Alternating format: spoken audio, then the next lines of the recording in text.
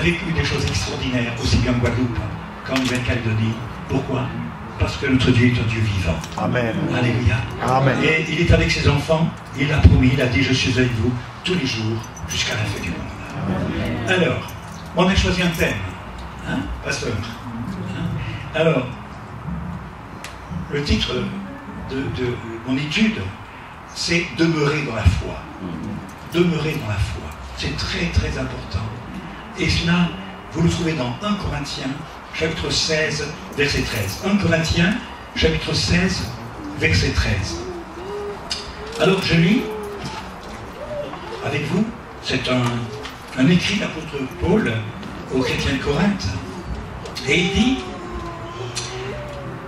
veuillez demeurer ferme dans la foi. Soyez des hommes, fortifiez-vous. Amen. Amen. Amen. Et permettez-moi, quand je lis soyez des hommes, je dirais aussi à mes sœurs, soyez des femmes. Hein. Ou soyez des femmes hommes. Hein. Voilà. Soyez des hommes.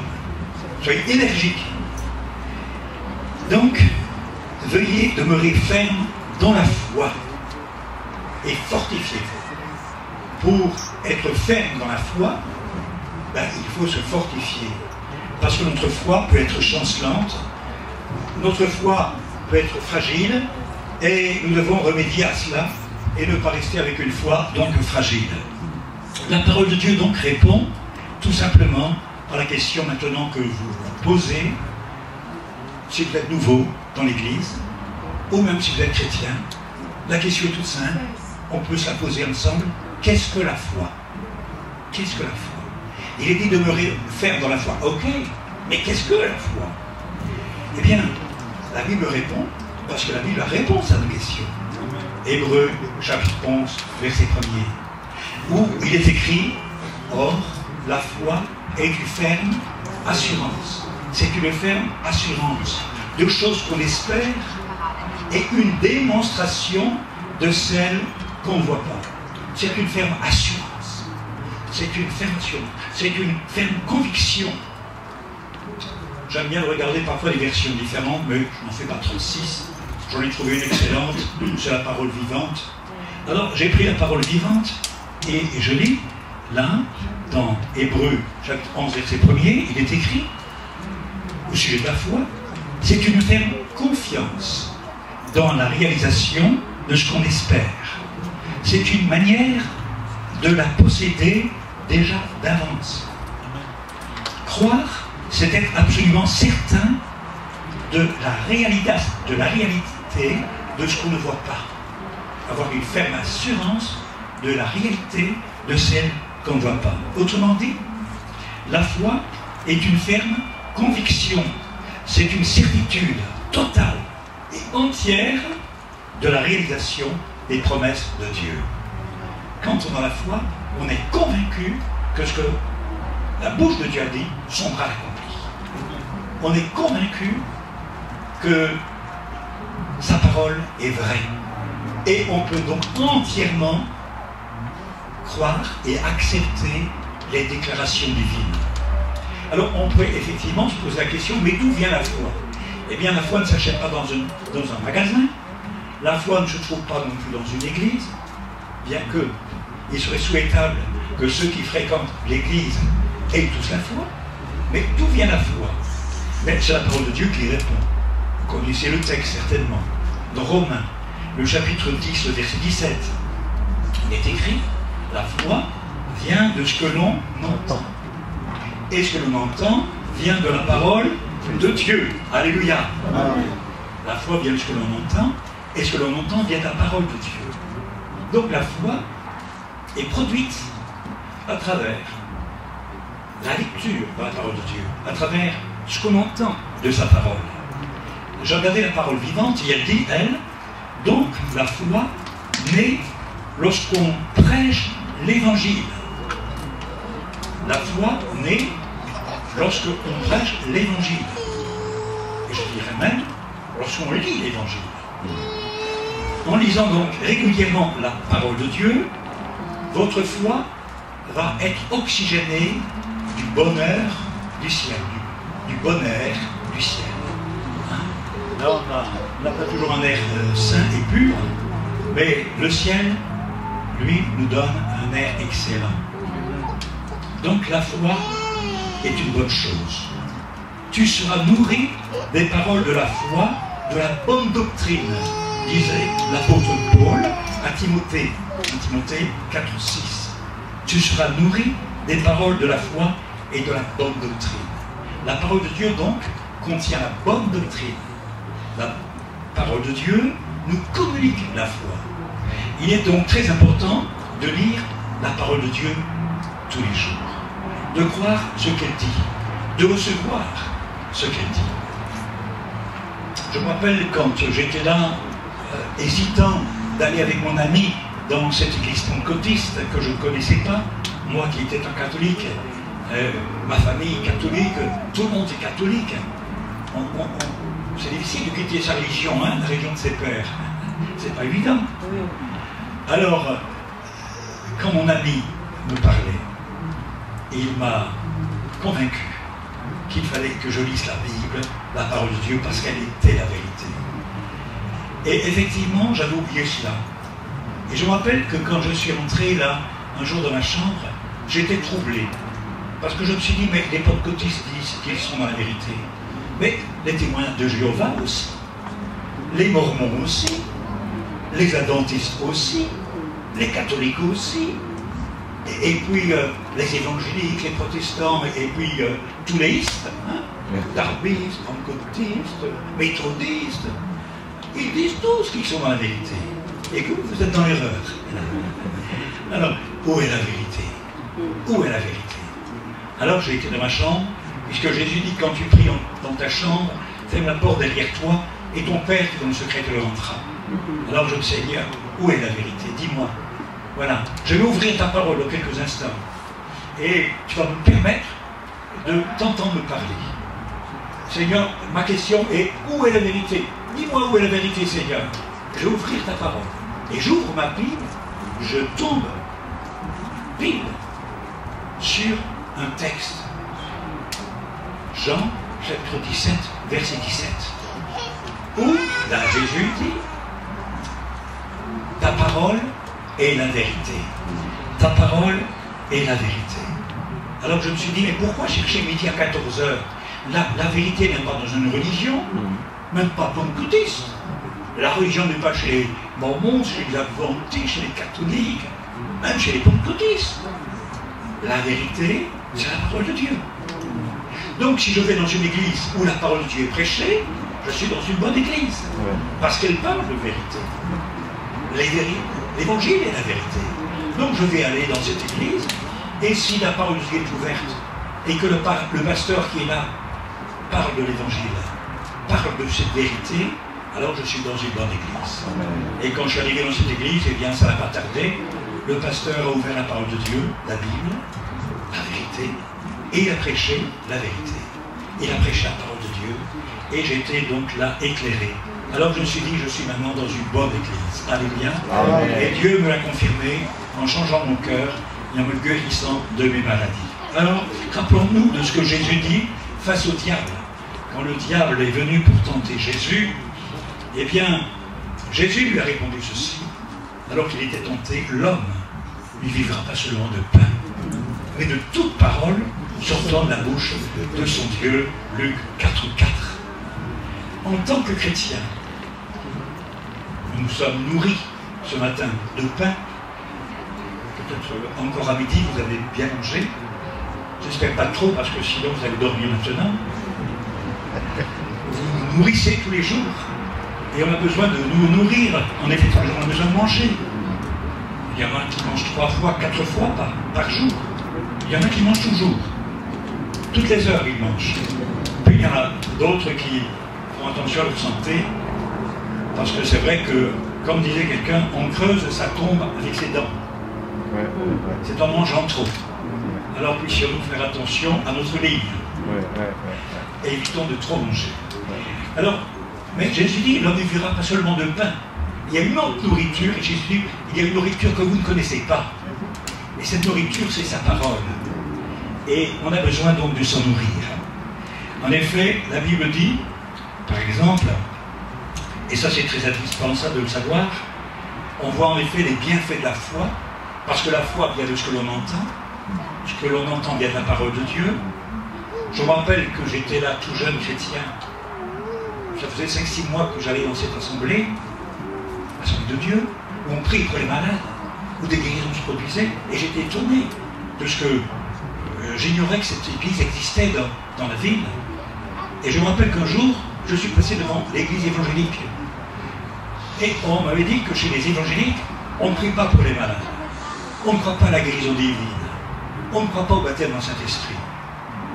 Mais comme un nom prêche Jésus, et je me rappelle que je suis passé dans cette église évangélique, elle avait une belle vitrine qui donnait sur la rue, elle avait une librairie évangélique, et là il y avait toutes sortes de livres. Il y avait des livres et toutes sortes de livres. Dans notre église, il n'y avait pas beaucoup de livres, pas beaucoup, quelques-uns. Alors, je regardais les livres, et tout d'un coup, je vois un livre qui a pour titre « La Bible face à la guérison divine ». Waouh! Je dis, c'est formidable, ils vendent ce livre. Jésus, les évangéliques, ils ne croient pas à la guérison divine. Et il est marqué là. Hein? La guérison divine face à la Bible. Alors, je suis rentré là, j'ai acheté le livre. J'étais content. Alors, quand je suis rentré, j'ai commencé à le lire. Mais, dès le premier, il y avait 4 chapitres. Dès le premier chapitre, j'étais troublé un petit peu de ce que l'auteur écrivait. Et je sentais que ma foi était ébranlée. Je disais, pourtant, j'ai entendu autre chose, et puis j'ai quand même lu dans la parole de Dieu autre chose. Mais là, il citait les textes de la Bible. Bon, j'accepte. J'avais accepté le premier chapitre. Mais avec la logique. Quand on accepte le premier chapitre, il fallait accepter le deuxième. Vous voyez, c'est comme un engrenage.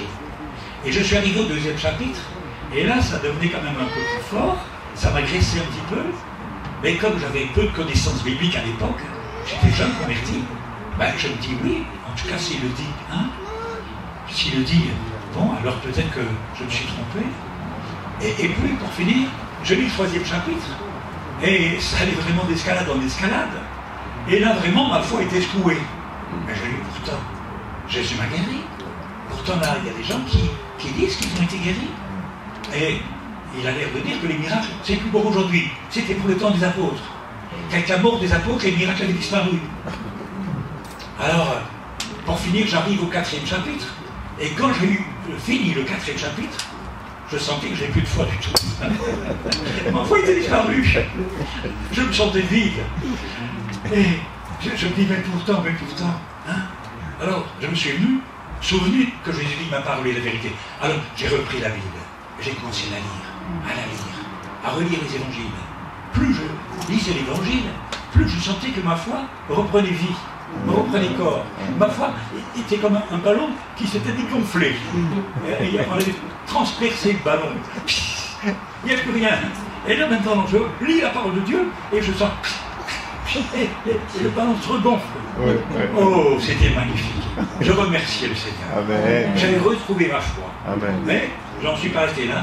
J'étais voir la libraire, là, que je connaissais bien. J'ai une sœur. Elle était une sœur qui avait entendu parler de la Pentecôte et qui aimait l'église de Pentecôte. Mais elle était là pour son travail à l'église évangélique. Mais je dis, sœur, vous savez que vous avez un livre là qui contredit les autres. Je vois 2 livres devant moi. Il y a un livre du docteur Toré qui parle sur la prière. C'est très très beau. Comment prier? Si vous ne connaissez pas ce livre, je vous invite de le lire. Et en tout cas, pour un jeune converti, c'est formidable. Comment prier? Le docteur Toré. C'est tout un homme de Dieu. Alors, le livre là. Et puis, vous avez un deuxième livre à côté. La Bible, la guérison face à la Bible. Et j'ai lu ce livre. Mais vous savez ce que contient ce livre? Elle me dit non. Et vous vendez un livre que vous ne connaissez pas, mais ce livre démolit la foi, démolit ce que le docteur Toré est en train de dire, ce qu'il écrit là. Et si on donnait des gants de boxe à ces 2 livres, ils sont en train de se boxer là tout le temps. Je dis que c'est un très mauvais livre, ce livre. Ah bon, je ne le savais pas, je le livre et puis j'en parle à mon pasteur. Mais je ne pense pas que le pasteur a été de cet avis de retirer le livre, puisque lui-même ne croyait plus à la guérison divine. Alors, c'est comme cela. J'ai été donc renouvelé, j'ai cru. Le bienfait de la foi. Nous savons que la foi est indispensable pour le salut de notre âme. La Bible dit d'ailleurs, et c'est un message tout simple, si tu crois au Seigneur Jésus, tu seras sauvé. Acte 16, 11. Il y a d'autres textes également. Si tu crois au Seigneur Jésus, tu seras sauvé. Le salut de notre âme n'est possible qu'en Jésus-Christ. Elle n'est pas possible dans la religion, dans une pratique quelconque de religion. Le salut n'est possible qu'en Jésus-Christ. C'est pourquoi la Bible dit dans Jean 3,16, tous les chrétiens connaissent ce texte par cœur, car Dieu a tant aimé le monde qu'il a donné son Fils unique afin que quiconque croit en lui ne périsse point, mais qu'il ait la vie éternelle. Alors la Bible nous rappelle que c'est par la foi, écoutez bien, la Bible nous dit que c'est par la foi et la persévérance, c'est pas seulement par la foi, mais aussi par la persévérance que nous hériterons des promesses. C'est écrit tout ça. Mais dans Hébreux, dans la Bible, Hébreux, chapitre 6, verset 12, c'est par la foi et par la persévérance que nous héritons ces promesses. La Bible, j'aime bien la citer, parce qu'elle est la vérité, la Bible nous rappelle, et ça fait plaisir de le savoir, la Bible nous rappelle que Dieu se souvient toujours de ses promesses. Dieu se souvient toujours de ses promesses. Psaume 105, verset 8. Les hommes ne se souviennent pas toujours de leurs promesses. Là, moi, je suis effaré parfois, et je pense encore à ça ce matin. Quel frère m'avait promis quelque chose? J'attends encore. Des promesses. On fait des promesses. Oui, je te promets. Et puis on ne respecte pas sa parole. Dieu est un Dieu de parole. Un deuxième texte, la Bible dit que celui qui a fait la promesse, et Dieu sait qu'il en a fait beaucoup, celui qui a fait la promesse, et la Bible est fidèle. Hébreux, chapitre 10, verset 23. Celui qui a fait la promesse est fidèle. Donc c'est pas comme les hommes. Les hommes font des promesses, mais ils ne tiennent pas. Dieu fait des promesses et il les tient. Et il y a même aujourd'hui des pasteurs qui font des promesses, mais qui n'en tiennent pas. Moi, j'ai été parfois vraiment déçu de certains serviteurs de Dieu qui avaient fait telle promesse, et puis je vois que le temps a passé, je croyais qu'ils allaient au moins honorer leurs promesses, mais ils n'ont pas respecté leurs promesses. Alors là, on pourrait se poser la question, est-ce que c'est une parole d'homme ou une parole de menteur? Alors, essayons d'avoir la mémoire. Si nous faisons des promesses, respectons-les. La Bible dit, et c'est là encore écrit dans l'Ancien Testament, Ésaïe, chapitre 42, verset 16, Dieu dit, je ne manquerai pas à mes promesses. Je ne manquerai pas à mes promesses. Jésus nous encourage de croire en ses promesses. Évangile de Jean, par exemple, chapitre 14, verset 1er, où Jésus dira, croyez en Dieu et croyez en moi. Croyez en Dieu et croyez en moi. Autrement dit, ayez foi en Dieu, ayez foi en sa parole, ayez foi en ses promesses. Et ça va, malheureusement, c'est vrai que nous avons parfois des chrétiens qui doutent encore des promesses du Seigneur en disant, mais c'est écrit, mais est-ce que c'est vrai ce que Dieu dit là? Mais oui, Dieu n'est pas menteur. La foi ne conduit pas à la déception. C'est important d'avoir la foi. À mon avis, il est impossible d'être chrétien si on n'a pas la foi. On ne doit pas avoir la foi dans n'importe quoi, mais on doit avoir la foi en Dieu, foi en Jésus, foi en la parole de Dieu, parce qu'elle est la vérité. La foi ne conduit pas dans une impasse. Vous savez ce que c'est que l'impasse? C'est un chemin, une route sans issue. La foi ne conduit pas dans une impasse. En plein centre de la ville de Pau, donc en France, dans le midi de la France, en parcourant une rue piétonne, on peut découvrir à l'entrée de la rue, de l'impasse, une pancarte. Impasse de la foi. C'est écrit impasse de la foi dans cette rue. Impasse de la foi. Et bien sûr que, en tant que chrétien, on est surpris du nom de cette rue. Impasse de la foi. Alors, on a essayé de chercher l'origine de cette appellation, impasse de la foi, pour la bonne raison que une impasse, et celle-là d'ailleurs, se terminait par un mur. On la prenait, cette impasse, on marchait dans cette impasse pendant des dizaines de mètres, et puis on était devant un mur. On ne pouvait pas continuer. Et pourtant, cette rue s'appelait impasse de la foi.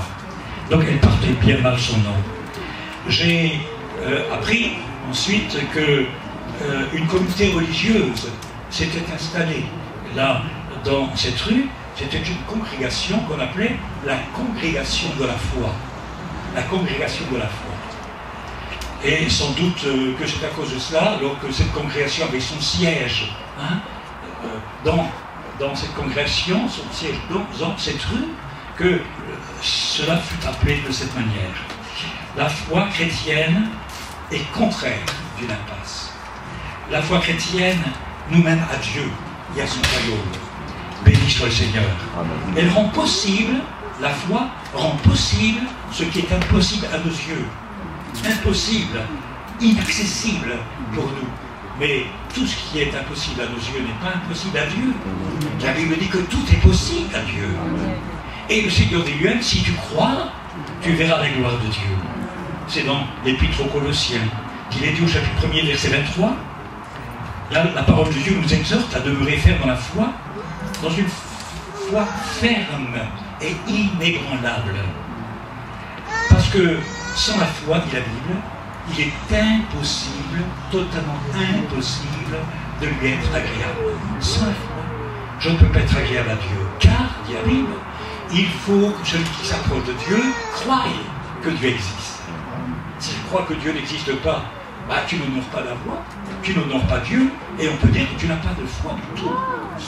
Et maintenant, si tu crois vraiment que Dieu existe, alors crois que ce qu'il dit est vrai.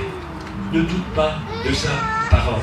Il faut que celui qui s'approche de Dieu croie que Dieu existe, et le texte achève dans Hébreux 11:6, et qu'il est le rémunérateur de ceux qui le cherchent.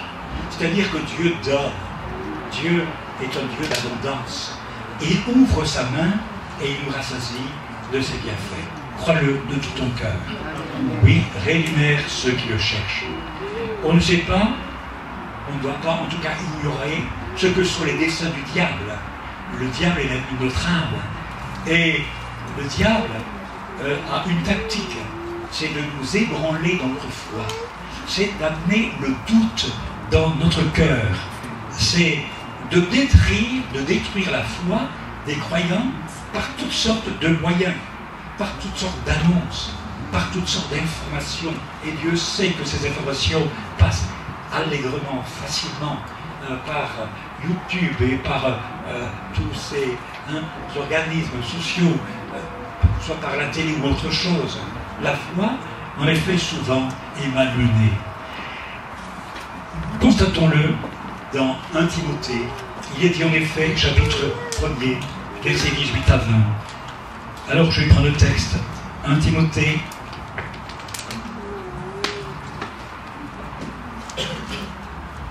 le chapitre 1er, le verset 18. Et lis, cette parole est certaine et entièrement digne d'être reçue.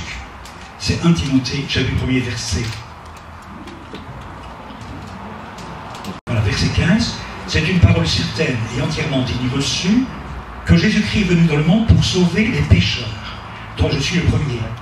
Moi, j'ai obtenu miséricorde afin que Jésus-Christ ne soit pas, que Jésus-Christ fit voir, en moi le premier de toute sa création, le premier de toute sa longanimité, pour que je le servisse d'exemple à ceux qui croiraient en lui pour la vie éternelle, au siècle des siècles. Immortel, invisible, à Dieu seul sage, soit honneur et gloire au siècle des siècles. Amen. La recommandation que je t'adresse, Timothée, mon enfant, selon les prophéties faites précédemment à ton sujet, c'est que d'après elle, tu combattes le bon combat et gardes la foi et une bonne conscience. Cette conscience, quelques-uns l'ont perdue et ils ont fait naufrage par rapport à la foi. De ce nombre sont Hyménée et Alexandre, que j'ai livrés à Satan pour qu'ils apprennent à ne pas blasphémer. Alors, retenons ce que Paul dit ici à Timothée. Quelques-uns ont perdu la foi, ont fait naufrage par rapport à la foi. Autrefois, ils avaient la foi, mais cette fois, ils l'ont perdue. J'ai vu d'autres textes qui sont intéressants. Rapidement, je les cite. Dans 1 Timothée, chapitre 4, verset 1er, il est écrit « Quelques-uns abandonneront la foi pour s'attacher à des esprits séducteurs, à des doctrines de démons. » Quelques-uns. Heureusement que ce n'est pas tous. Dans 1 Timothée 5,8, il est dit, en parlant de certains croyants, il a renié la foi, ou ceux qui renient la foi, il est pire qu'un infidèle. Ou dans 1 Timothée 6,10, il est dit, par l'amour de l'argent, ils sont égarés loin de la foi. Par amour pour l'argent, ils sont égarés loin de la foi. Dans 1 Timothée 6,12, 1 Timothée 6,12, où il est dit, ils se sont détournés de la foi. Et rien de plus triste, de plus terrible que de se détourner de la foi. Quand on se détourne de sa religion, ça va. Mais de se détourner de la foi, c'est terrible. C'est épouvantable. Parce que sans foi, on n'a plus d'espérance. Sans foi, on est perdu. On est perdu. Dans 2 Timothée, chapitre 2, verset 18, la Bible dit au sujet de certaines personnes, il renverse la foi. Il renverse la foi de quelques-uns. Et Dieu sait qu'aujourd'hui encore, il y a des faux docteurs, il y a de mauvais enseignants, il y a des personnes qui ont l'art, effectivement, de vous convaincre, n'est-ce pas, de leurs mensonges, et qui ébranlent votre foi. Et c'était, par exemple, le cas de cet écrivain qui avait écrit ce livre, « De guérison divine face à la Bible ». J'avais été ébranlé. Pourquoi? Parce que j'étais un jeune chrétien. Et j'avais besoin de lire davantage la parole de Dieu. Alors, pour résister et vaincre les mensonges du diable, pour vaincre le prince de ce monde, que faut-il faire? Eh bien, c'est simple. Il faut vous nourrir de la parole de Dieu quotidiennement. Quotidiennement. Nourrissez-vous de la parole de Dieu. Ne restez pas sans lire la parole de Dieu tous les jours. Vous vous souvenez de ce que Jésus a dit? L'homme ne vivra pas seulement de pain, mais de toute parole sortant de la bouche de son Dieu. Alléluia. Amen. Alors, oui, dans 1 Timothée, chapitre 4, verset 6, l'apôtre Paul dit à Timothée, en exposant ces choses aux frères, tu seras un bon ministre de Jésus-Christ, nourri de la parole de la foi, de la bonne doctrine que tu as exactement suivie. Amen. Amen. Voilà, donc je crois que je suis un bon ministre. Amen. On parle de la foi, que notre pasteur est un bon ministre, que vos pasteurs sont bons ministres, que les prédicateurs qui sont là au milieu de vous et qui prêchent la parole de Dieu, s'ils prêchent la parole de Dieu, sans détourner, s'ils la prêchent et ils croient que ce qu'ils prêchent, ce sont de bons ministres, alléluia. Amen. Parce que parfois on peut la prêcher et ne pas croire ce qu'on est en train de prêcher. C'est pire encore. Hein. Voilà. Alors, en tant que chrétien, selon les Écritures, vous le savez, nous sommes sauvés par la foi. Nous sommes pardonnés par la foi. Le jour où j'ai mis ma foi en action, c'est le jour où j'ai demandé pardon au Seigneur de mes péchés. J'étais là dans ma chambre tout seul. Et pour que mes péchés soient pardonnés à l'époque, j'allais me confesser au prêtre tous les samedis pour prendre la communion dignement le dimanche. Donc il y avait là quelqu'un qui m'écoutait. Et quand j'avais fait ma confession, il me disait, voilà, vous allez faire une pénitence, vous allez réciter l'acte de charité, l'acte de contrition, l'acte de foi, et puis vous allez faire des prières à Marie, etc. etc. Voilà. Et puis il faisait l'absolution, il dit, voilà, vous êtes pardonné. Donc je sortais du confessionnel, et je me dis, ben voilà, je suis pardonné. Et le dimanche, je faisais mon possible pour aller jusqu'au dimanche pour ne pas pécher, pour prendre la communion dignement. Donc je prenais la communion. Mais j'étais là, vraiment dans l'erreur. Mais voyez-vous, à cette époque, quand je demandais pardon, j'entendais une voix qui me disait « J'ai pardonné ». Alors, je dis à mon copain, mais c'est facile, hein?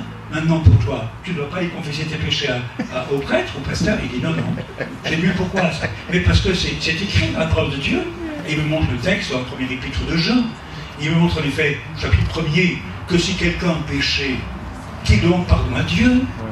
Et Dieu sera juste et bon de lui pardonner. Donc c'est à Dieu qu'on doit pardonner nos péchés. Mon copain me montre que Jésus n'a jamais dit qu'il fallait aller confesser ses péchés aux apôtres. Les apôtres n'ont jamais accepté cela. Et ils ont dit eux-mêmes que si on pêche, il faut demander pardon à Dieu. Alors j'ai dit ok, hein, mais je n'entendrai pas une voix qui va me dire tes péchés sont pardonnés. Ah ben non, tu n'entendras pas une voix, mais tu dois la croire. C'est ça la foi qu'il a dit mon copain. Parce que le Seigneur dit, en effet, que quand nous demandons quelque chose au Seigneur, il nous écoute. Amen. Et quand il nous écoute, si nous croyons qu'il nous a exaucés, eh bien alors, la chose se fait. Voilà. C'est aussi simple que cela. Bon, alors, j'ai été dans ma chambre et j'ai demandé pardon au Seigneur de mes péchés. Et là, j'ai fait ce que j'avais jamais fait dans le confessionnal. Quand j'ai prié, je me suis rappelé que là, je ne m'adressais pas à un prêtre, à un homme, mais à Dieu. Quand je demandais au prêtre de me pardonner pour mes péchés, je lui confessais mes péchés, mais je ne pleurais pas. Mais là, quand j'étais tout seul dans ma chambre, que j'ai commencé à m'adresser à Dieu, j'ai dit, Seigneur, je suis honteux d'être devant toi. J'ai commis tellement de fautes, j'ai commis tellement de péchés. Pardonne-moi, Seigneur. Et j'en pleurais. Et j'étais étonné de voir que des larmes coulaient sur mes joues. Il y avait longtemps que je n'avais plus pleuré. Hein? C'était une vraie repentance, là. Hein? Oh, là, hein? J'étais vraiment triste d'avoir offensé le Seigneur. Et puis, quand j'ai fini ma prière, j'ai remercié Jésus de m'avoir pardonné. Et qu'est-ce qui s'est passé? Eh bien, une paix extraordinaire envahit mon cœur. Amen. Cette paix, je ne l'avais jamais reçue dans le confessionnal. Amen. Amen. Et je remercie le Seigneur, hein, parce que c'est vrai qu'il nous pardonne. J'ai reçu donc par la foi. Je n'ai pas entendu une voix du ciel, comme tout à l'heure dans mon témoignage. Hein, quand le Seigneur dit, fais-tu bien de jeter la lettre dans la poubelle?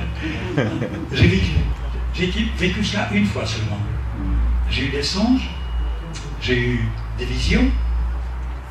Ça fait partie de la parole de Dieu. Hein? Mais jamais j'avais entendu une voix venir du ciel. Et là, je l'ai entendu cette fois. Fais-tu bien de jeter cette lettre dans la poubelle? Alors là, dans ma chambre, hein, j'ai pas entendu une voix dans ma chambre, mais j'étais convaincu que le Seigneur avait entendu ma prière. C'était pas la peine qu'il me le dise, je le savais parce que c'était écrit. Que si on demande pardon, il nous pardonne.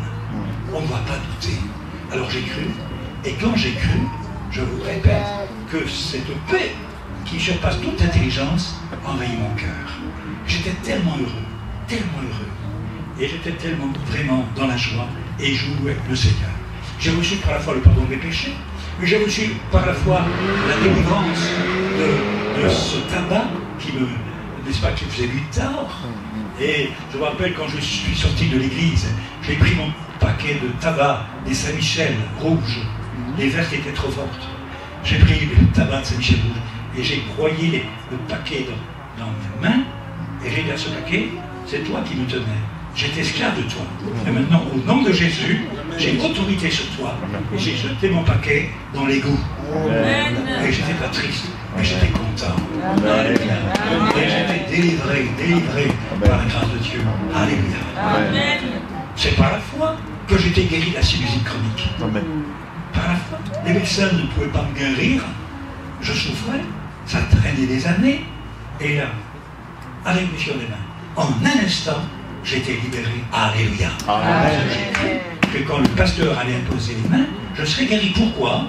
Parce que la parole de Dieu dit, en mon nom, ils imposeront les mains malades, et les malades seront guéris. Je dis donc, quand la main du pasteur va se poser sur moi, je serai guéri. Et il était fait selon ma foi. Et j'étais immédiatement guéri. À Dieu soit toute la gloire. C'est par la foi qu'on est guéri, qu'on est fortifié, alléluia, qu'on devient enfant de Dieu, que le Seigneur soit loué. Alors, le doute, frères et sœurs, peut nous envahir parfois. Mais sachez que le doute est un virus du diable. On parle beaucoup des virus, hein, c'est quand même. Hein. Voilà. Certains virus sont épouvantables, mortels. Hein.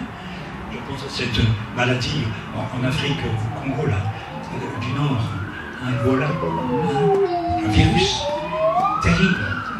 Eh bien, il y a un virus plus grave encore. Parce que l'Ebola, c'est vrai peut-être nous amener dans la tombe. Mais le doute peut nous amener lui en enfer, loin du Seigneur.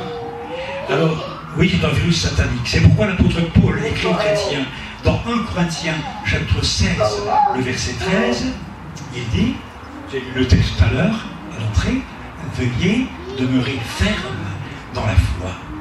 Ne te laisse pas ébranler par ce que tu entends, ou même par ce que tu vois.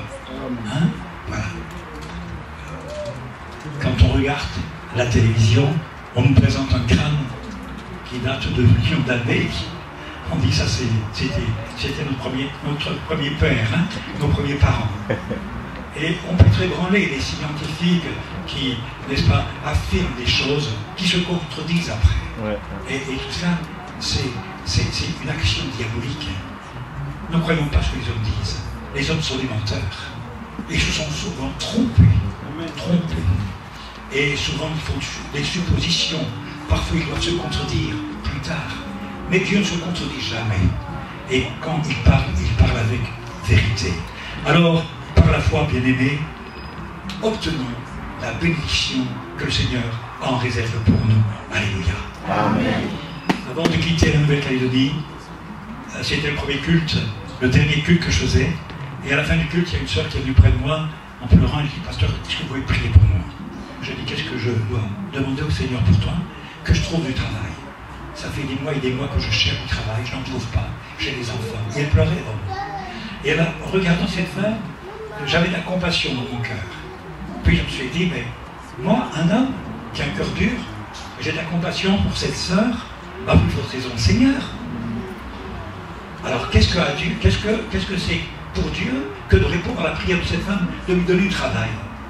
Alors je vais prier pour elle. Alors sœur, je vais prier pour toi. Parce que le Seigneur est tout puissant pour écouter cette prière. Là, Jésus dit, là où 2 ou 3 s'accordent pour demander une chose quelconque qu'ils la reçoivent. Alors on est nous deux, on va demander au Seigneur d'intervenir. Je prie pour toi maintenant, au nom de Jésus. Alors j'ai imposé les mains sur cette sœur, et j'ai dit, Seigneur, tu vois cette sœur qui souffre, qui est là dans la souffrance, qui pleure devant moi, parce qu'elle n'a pas de travail, elle a besoin de travail pour nourrir sa famille, payer son loyer. Seigneur, viens, pourvois pour elle. Et pendant que je priais, brusquement, la conviction dans mon cœur est arrivée qu'elle allait avoir du travail. Le lendemain. Alors, quand notre prière était finie, j'ai mis ma foi en action. J'ai demandé, j'ai cru. Et maintenant, j'ai la conviction que demain, elle aura du travail. Alors j'ai dit à cette sœur, ma sœur, demain, tu vas sortir de ta maison, Dieu va conduire tes pas, et tu vas trouver du travail. Et vous savez ce qu'elle m'a répondu? Ce serait trop beau pour être vrai. Vous voyez l'incrédulité des gens? Ce serait trop beau pour être vrai. Alors moi je lui ai répondu, sœur, ne dites pas ça. Ne dites jamais ça. Pour Dieu, rien n'est trop beau. Demain, vous aurez du travail. Demain, merci, vous aurez du travail. Et exactement, ça s'est passé comme ça. Le lendemain, elle avait du travail. Amen. Alléluia. Que Dieu soit béni. Alors, je ne peux pas vous parler de tous ces témoignages extraordinaires que j'ai vécus, des miracles et des guérisons instantanées après la prière faite avec foi. Je termine tout simplement parce que le temps est passé. La parole de Dieu, en effet, nous exhorte au sujet de la foi et elle nous dit que cette foi nous justifie dans Galates chapitre 2 verset 12, que la foi nous accorde le Saint-Esprit dans Galates chapitre 3 verset 2 et bien d'autres textes. Elle nous dit qu'elle nous donne de l'assurance en Christ dans Ephésiens 3 12. Elle nous dit qu'elle nous donne de la certitude, afin nous donne la certitude d'être exaucés dans nos prières. Et est-ce que c'est ce qui s'est passé pour cette sœur alors que je prie pour elle? Elle nous donne le pouvoir de résister au diable. Alléluia. 1 Pierre 5, 8, 9. Elle nous donne l'assurance d'être gardés par la puissance de Dieu. 1 Pierre 5, 8. Alléluia. Et on peut continuer encore. Rappelons-nous donc que Jésus a dit un jour à ses disciples, et ça c'est très important pour nous, chrétiens qui sommes arrivés à la fin, nous attendons le Seigneur, il revient bientôt. Le Seigneur a dit ceci, quand reviendrai-je? Trouverai-je encore la foi sur la terre? Oui, Jésus a dit, rappelons-nous de cela. Quand il reviendra, trouvera-t-il encore la foi sur la terre? Luc 18, 8. Trouvera-t-il encore la foi dans ton cœur? C'est triste comme chrétien de perdre la foi. Donc veillons à ce que notre foi ne soit pas défaillante, mais qu'elle soit ferme, qu'elle soit solide. Et je le répète, que cette foi sera ferme et solide en lisant la parole de Dieu et toutes ses promesses. Lis la parole de Dieu et crois-le.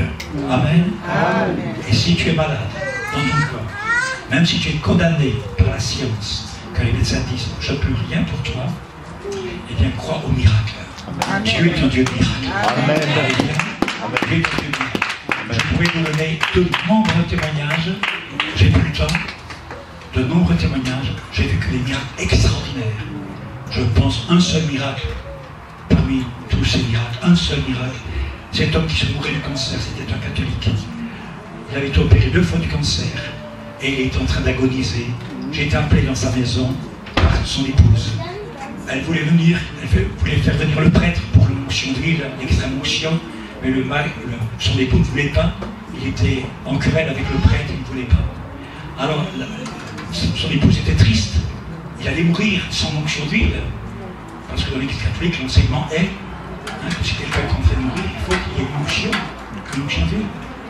Alors, elle a dit à son mari, écoute, tu ne veux pas te curer, parce que tu veux bien qu'un pasteur vienne. Et lui, il n'était pas protestant, hein, il n'était pas évangélique, rien. Hein. Et elle a dit, oui, je viens, pour faire plaisir à sa femme. Et j'ai été appelé, et je suis venu près de cet homme. Et il m'a expliqué, sa maman, pardon, son épouse m'a dit, voilà, le médecin vient de quitter la maison. Le médecin vient de quitter la maison. Et elle pleurait en disant cela. Et il m'a dit, madame, préparez le linceul, il ne passera pas la nuit. Il était sur son lit de mort, il ne passera pas la nuit. Et quand je suis arrivé près de cet homme, il souffrait terriblement. La table était remplie de médicaments. Alors je dis, Seigneur, je n'ai pas le temps de faire un discours là. Donne-moi quelque chose, donne-moi ta parole. J'ai ouvert la parole de Dieu. J'ai lu le psaume 37, j'ai tombé là sur le psaume 37, verset 4-5, il a dit, recommande ton sort à l'Éternel. Mets en lui confiance et il agira. Et il n'a pas écrit, il agira peut-être. Il agira. Amen. Alors là, ça a boosté ma foi. Vous voyez la parole de Dieu, ce qu'elle produit. Ouais. Je lui ai imposé les mains. Et au nom de Jésus, j'ai maudit le cancer. J'ai dit, Seigneur, tu guéris cet homme maintenant. Que la douleur s'en aille, qu'elle disparaisse, que la maladie s'en aille, au nom de Jésus. Et quand j'ai fait prier, j'ai dit à son épouse, on ne lui donnait plus de médicaments, on ne lui donne plus rien. C'est la première fois que j'ai dit ça à quelqu'un. Je dis, c'est pas la peine, puisque, de toute façon, mais ça, il ne va pas la nuit. Et d'autre part, il disait, ça ne fait plus aucun effet. Je ne veux pas qu'on associe les médicaments et la prière. Je dis, Jésus l'a guéri. Et je suis parti, j'ai dû revoir cette dame. Et quand je suis parti, quelque chose d'extraordinaire s'est passé. Son mari est tombé, endormi, dans un profond sommeil. Et elle qui veillait son mari pensait qu'il était mort. Au bout d'une heure, elle était le voir, mais il respirait comme un petit bébé. Alors elle a dit, oh mon Dieu, oui les gens, comme ils font, oh mon Dieu, si vous pouviez donner encore une petite heure. Ah, les gens ils demandaient une petite chose, donnez-lui encore une petite heure. Alors elle s'est remise dans son lit, dans le fauteuil plutôt qui était là, qui servait de lit. Elle s'est endormie et elle s'est réveillée avec un sursaut, 6 heures du matin. Elle avait dormi pendant 4 heures. Elle ne dormait plus, jour et nuit, elle veillait son mari. Elle a dit, mais c'est pas possible. Il est mort et j'étais à côté de lui pour lui tenir la main. Alors elle est arrivée vers lui et elle l'a secoué. Et lui s'est réveillé. Pourquoi tu me secoues? Mais t'es pas mort? Mais non, je suis pas mort. Mais ça a dit parce qu'après la nuit. Et comment tu es? Mais je me sens bien. Depuis que le pasteur a prié pour moi, je n'ai plus mal. Je me sens bien. Le médecin téléphone. 1 heure après, le médecin téléphone. Alors, madame, à quelle heure est-il décédé?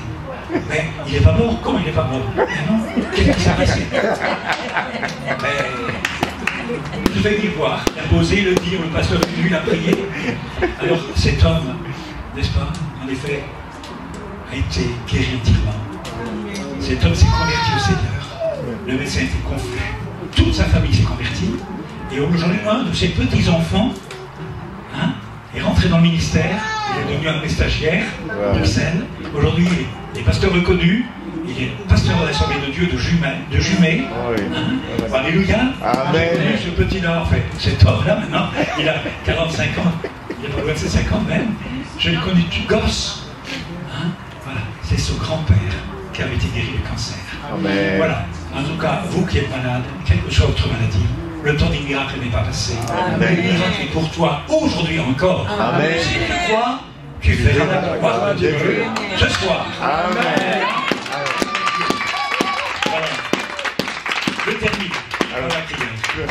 Seigneur, je te rends grâce et te remercier, parce que c'est vrai que quand il s'agit, Seigneur, de ta parole, Seigneur, c'est toujours excellent. Seigneur, quand ta parole est lue, quand elle est méditée, c'est toujours excellent.